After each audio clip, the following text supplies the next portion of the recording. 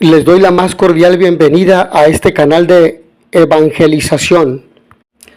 Vamos a realizar la 37ª, 37 catequesis del tiempo cuaresmal.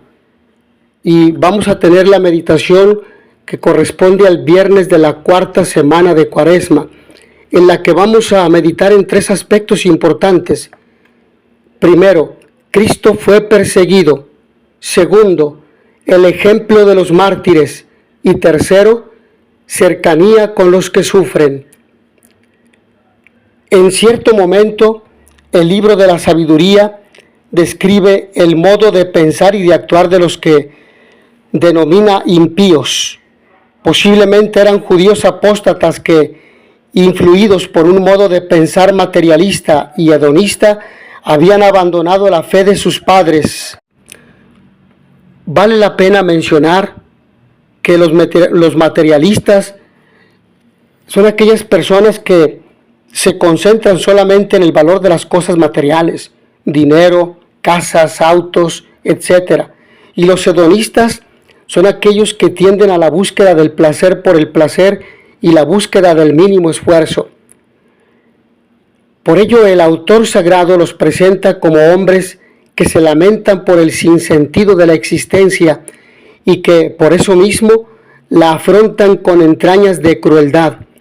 Se guían por la ley del más fuerte, maltratan a los débiles e indefensos, y, arrebatados por sus pasiones, no soportan la rectitud del justo.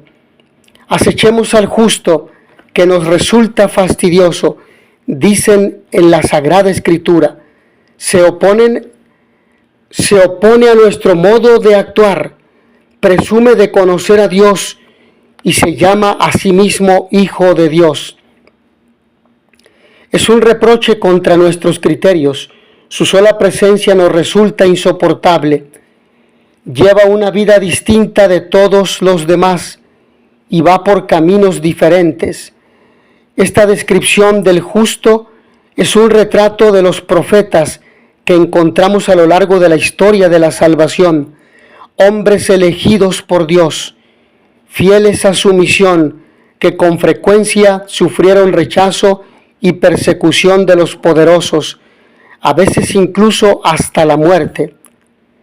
Pero aquella descripción compone sobre todo el retrato de Jesucristo, el Hijo de Dios.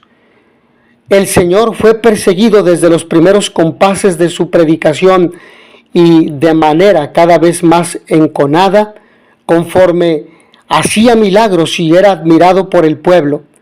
Murmuraron contra él, le arrojaron encima la sombra de la duda, se esforzaron a entenderle trampas dialécticas, pero la reacción de Jesús es sorprendente. Ni una queja, ni una palabra de protesta, tampoco cuando, sin contemplaciones, arrancan de su piel los vestidos. Aquí veo la insensatez mía de excusarme y de tantas palabras vanas. Propósito firme, trabajar y sufrir por el Señor en silencio. Desde los orígenes y a lo largo de los siglos, la historia de la Iglesia ha estado marcada por la persecución.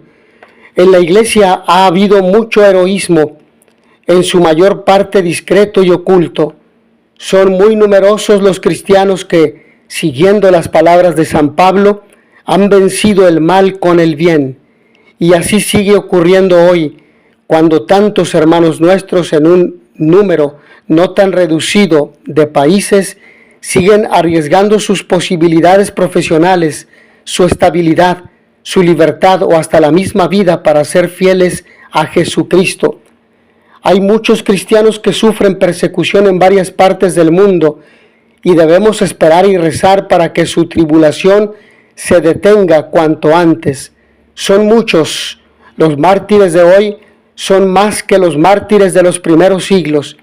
Expresemos a estos hermanos y hermanas nuestra cercanía. Somos un solo cuerpo y estos cristianos son los miembros sangrantes del cuerpo de Cristo, que es la Iglesia. Rezamos por los cristianos perseguidos y a la vez cuánto podemos aprender de ellos. El ejemplo de sus vidas, animadas por la gracia, nos enseña de modo patente qué significa no poner límite al amor a Dios. Recordarles nos sirve también para nuestra vida cotidiana ante las pequeñas o grandes cosas en las cuales queremos manifestar nuestro amor. Su herencia es una herencia de fidelidad a Jesucristo. Hallaron la fuerza en su debilidad, porque mantuvieron la mirada fija en Cristo crucificado mientras estaban en la soledad de las pasiones, en las últimas horas después de la sentencia a muerte, en las largas noches de espera de una mano asesina inminente, en el frío del campo de concentración, en el dolor y en el cansancio de marchas insensatas.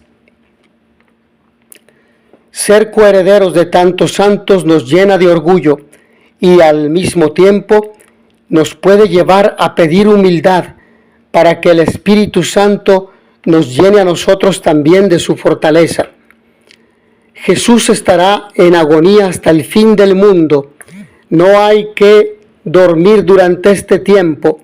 Jesús, muerto y resucitado por nuestra salvación, se mantiene en agonía en cada mujer y en cada hombre que sufre, que padece persecución, que es despreciado o injustamente incomprendido, que es calumniado, que es excluido, que es difamado.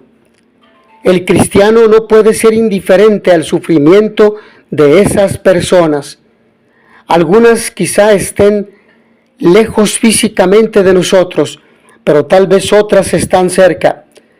Cuando hicieron a uno de estos mis hermanos más pequeños, a mí me lo hicieron.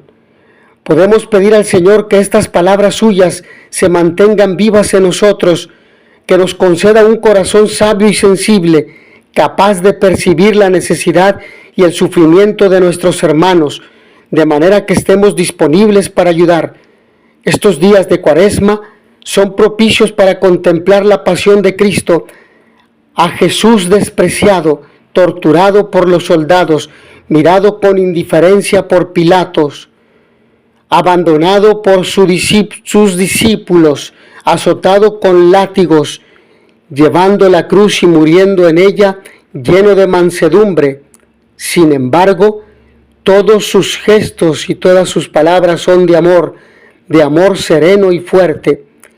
Ver a Jesús nos llevará a purificar poco a poco nuestra mirada, de manera que sepamos advertir los sufrimientos de tantas personas, especialmente de quienes nos rodean, y tener una compasión creativa que alivie a los demás. María permaneció junto a su Hijo al pie de la cruz, vio su mansedumbre y paciencia. Muy posiblemente le escuchó decir aquellas inolvidables palabras: Padre, perdónalos, porque no saben lo que hacen.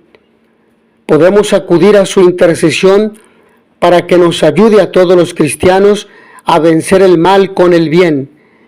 Algunos estarán llamados a hacerlo en situaciones dolorosas y difíciles. Otros en situaciones más ordinarias.